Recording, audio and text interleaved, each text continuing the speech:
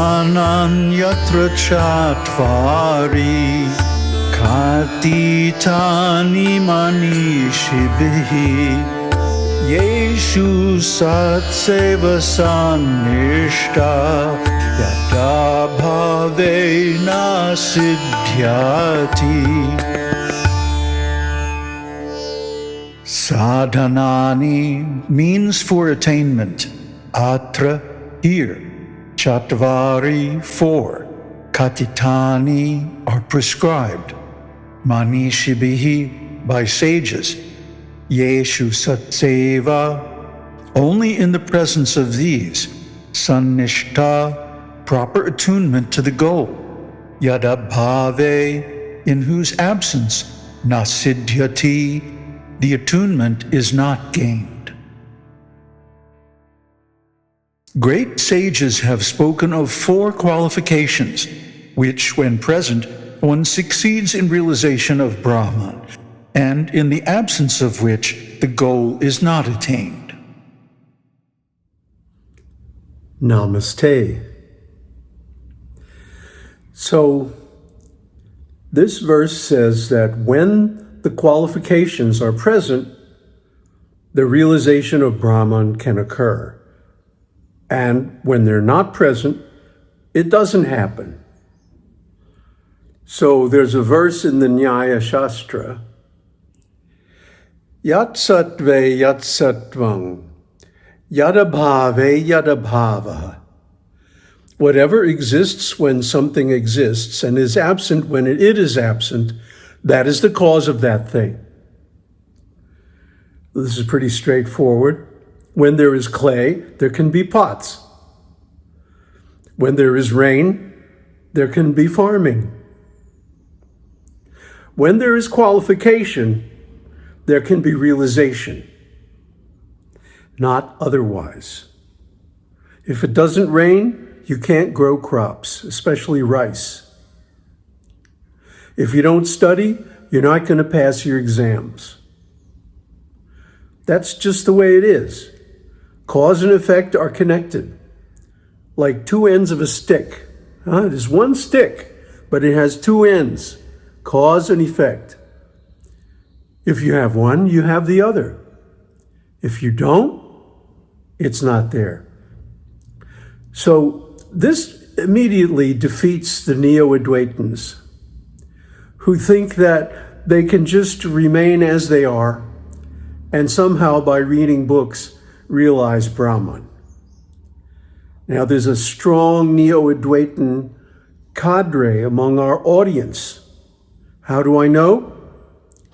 Because when we get to these videos about qualifications, the views go way down.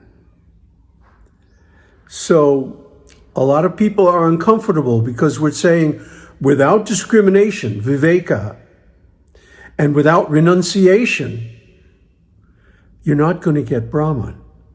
You're not going to realize it. Here's a nice shloka. Parikshya kan karmachitan brahmano nirvedam ayat tadvigyanartang sagurung evabhigachet. After discriminating the nature of worldly experience, disenchantment arises. Therefore, he approaches the teacher for knowledge of Brahman. There's a ton of other quotes like this.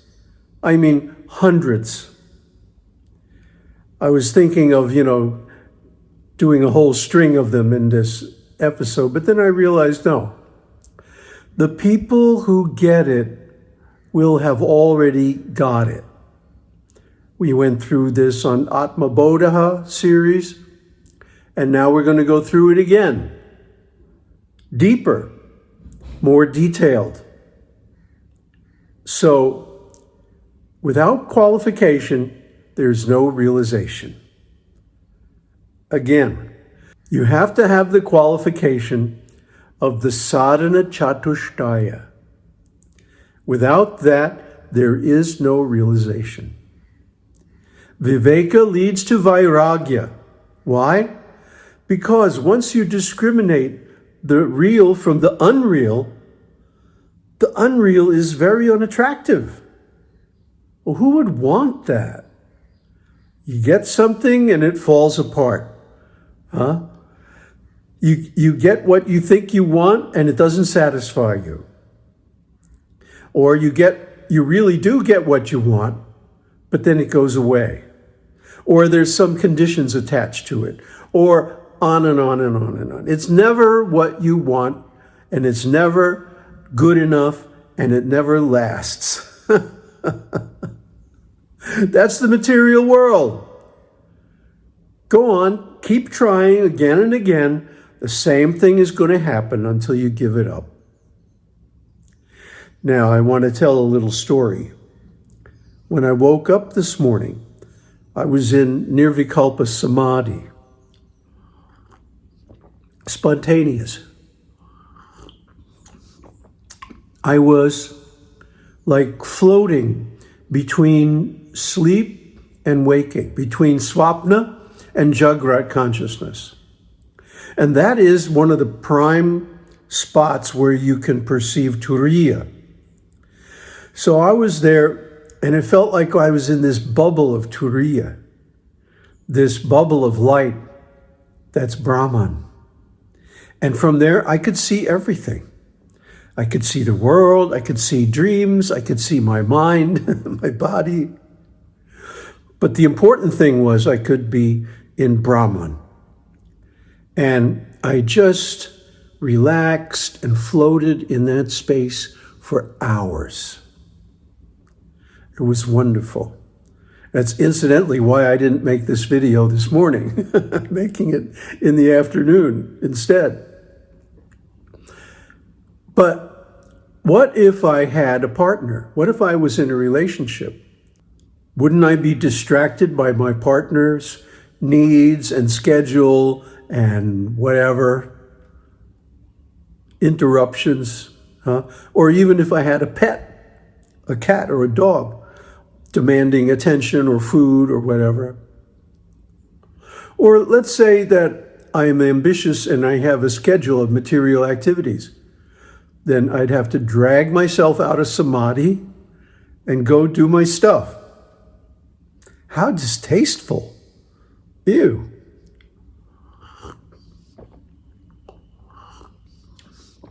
But because I have detachment, vairagya.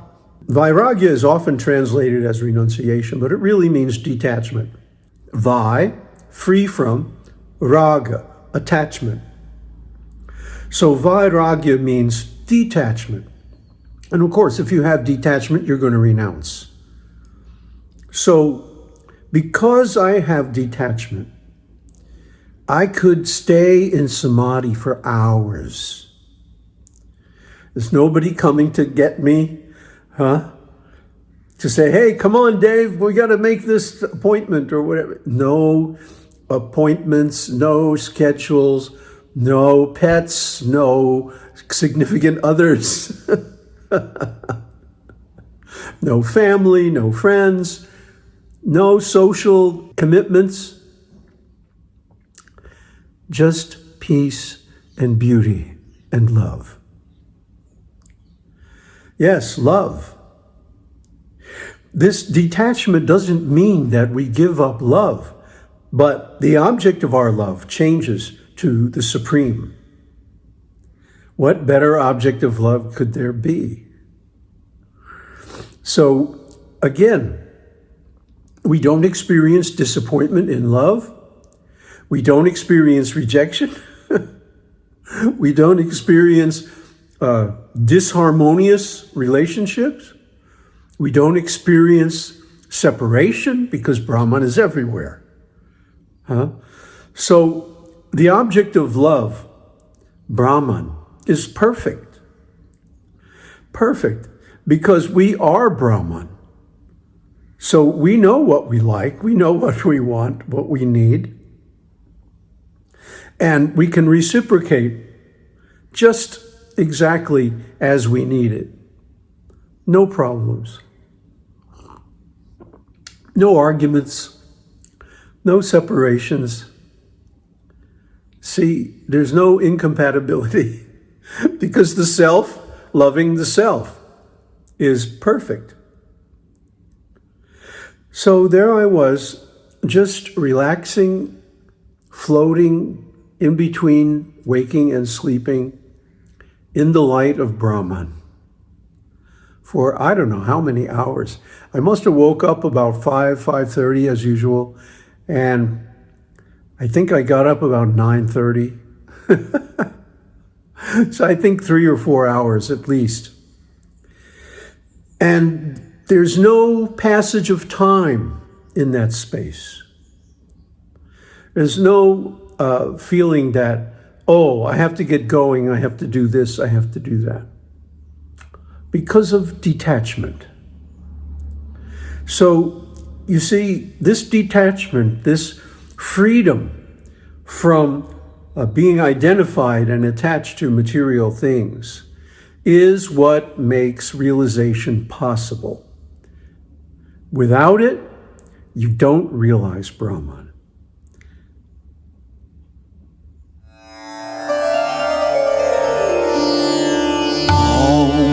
Tat Sat, Om Shakti Om.